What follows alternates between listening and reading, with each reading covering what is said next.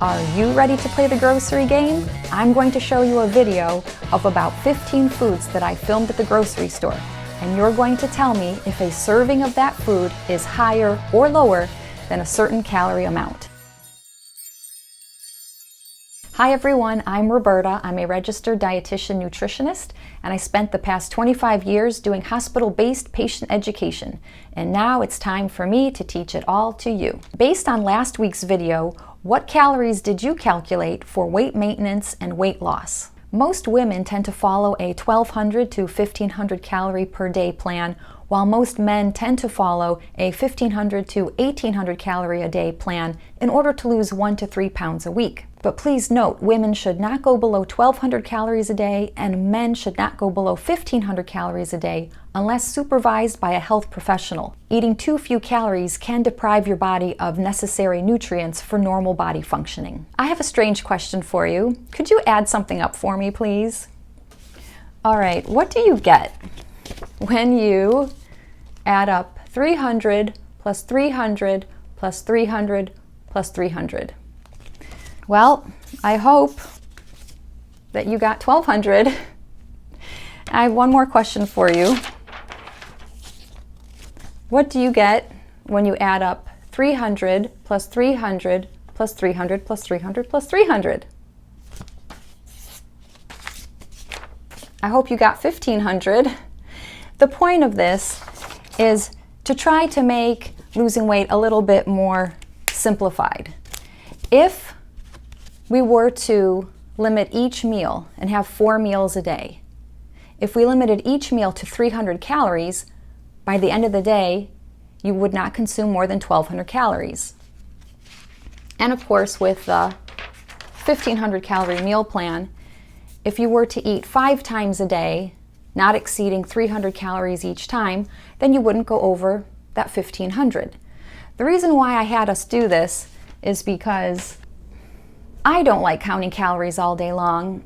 I don't know if it bothers you, but I like to just look at one meal at a time. So 300 is I like to call anchor number.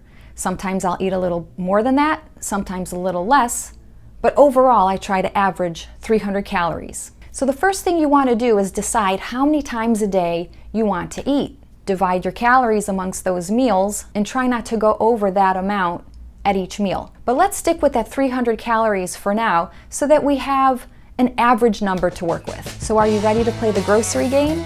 I'm going to show you about 15 food labels that I filmed at the grocery store, and you're going to tell me if one serving of that food is higher or lower than 300 calories. Okay, let's get going. We're going to start in the frozen food section. Is this Hungry Man meal higher or lower than 300? Okay, the lasagna bowl, higher or lower than 300? Pizza, notice the serving size is 1/4 of the pizza. This lean cuisine, is it higher or lower than 300? We see what it is. More bowls, this one is made out of riced cauliflower. And if you wanted to make a sandwich, perhaps you buy a pita here. How many calories in this pita? Is it higher or lower than 300? Perhaps you'd put some tuna fish in it. Here's the difference between tuna in vegetable oil and tuna in water. Remember, you might have some mayonnaise in there. A yogurt, what are the calories? Higher or lower than 300? How about this yogurt? This protein oatmeal, is it higher than 300 calories or lower than 300? These Belvita snacks that I see a lot of people eating for 1 pack, is it higher than 300 or lower than 300? And this Jimmy Dean bowl, higher or lower than 300? That saturated fat is all your saturated fat for the day. We'll talk about that another time. But these sandwiches from Jimmy Dean, they fit in nicely. You can make them yourself at home as well. How about these waffles? These are gluten-free waffles. Serving is 2 waffles. Is it higher or lower than 300? How about these Eggo pancakes? What is the calorie number? Higher or lower than 300? Think about what else you might be eating with this. Peanut butter, that helped me gain 30 pounds in college. See, the serving size is only 2 tablespoons. And here's the difference between low-fat cheese. This is low-fat cheese. Where is it in the calories? And here is the regular fat string cheese. Where is that in the calories? How about ice cream? Is a pint of ice cream a serving size? Actually, we see 2/3 cup is a serving. Is that higher or lower than 300? What's the calorie count if you eat the whole container? So maybe we're better off having a pre-portioned ice cream cone. What's the calorie count for these ice cream cones? They have one column for one cone, another column for 2 cones. What do you see? Vegetables, just note, we do not have to keep track of how many calories are in our vegetables, but do be mindful of what you're putting on the vegetables. And these salad dressings, the serving size is 2 tablespoons.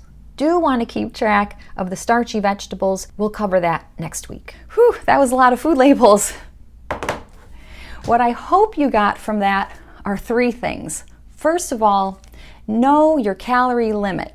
2, divide your calories into how many times you want to eat in the day. Number 3, pick an average number, perhaps 300 calories per meal. To make it a little bit easier, maybe sometimes you'll go a little over, sometimes you'll go a little bit under, but if you have at least an average that you try to keep the meal to, it makes it a little less overwhelming. Remember, the vegetables are unlimited. You can have as much as you want, with the exception of the starchy veggies, which include potatoes, peas, beans, and corn. But we'll cover that next week. And speaking of next week, we're going to figure out how to take unprocessed whole foods and balance those into meals that are just 300 calories. So I hope you'll join me next time. Thank you so much for watching. I hope you'll subscribe, give it a thumbs up, hit the bell notification if you want to know when the next video comes out. And until next time, take good care of yourself. Bye.